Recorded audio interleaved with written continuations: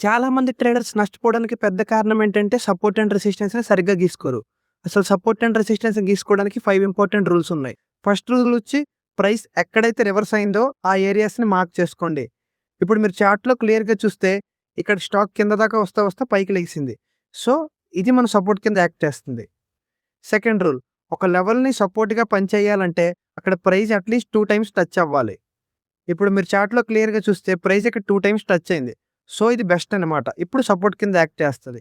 Rule number 3, support and రెసిస్టెన్స్‌ని ఎప్పుడు line లాగా draw చేయకండి. ఒక జోన్‌లా డ్రా చేయండి. చాలామంది లైన్‌లా గీస్తారు. అది పెద్ద మిస్టేక్ అన్నమాట. ఒక జోన్‌లా క్లియర్‌గా మార్క్ చేసుకోండి చార్ట్‌లో చూపించినట్టు. రూల్ నంబర్ 4, సపోర్ట్ అండ్ రెసిస్టెన్స్‌ని గీసేటప్పుడు హయ్యర్ టైమ్ ఫ్రేమ్స్ నుంచి స్టార్ట్ చేయండి. Like 1 week or 1 day charts. And fifth rule వచ్చి ఈ సపోర్ట్ అండ్ రెసిస్టెన్స్ మధ్యలో ఉన్నప్పుడు ట్రేడ్ చేయడం మానేసి కరెక్ట్‌గా స్టాక్ సపోర్ట్ దగ్గరికొచ్చినప్పుడు ఎంటర్ అవ్వండి. రెసిస్టెన్స్ దగ్గరికొచ్చినప్పుడు సెల్ చేయండి. అంత ఈజీ ఇందులో ట్రేడ్ చేయడం. కంటెంట్ నచ్చితే like, share and subscribe to my channel guys.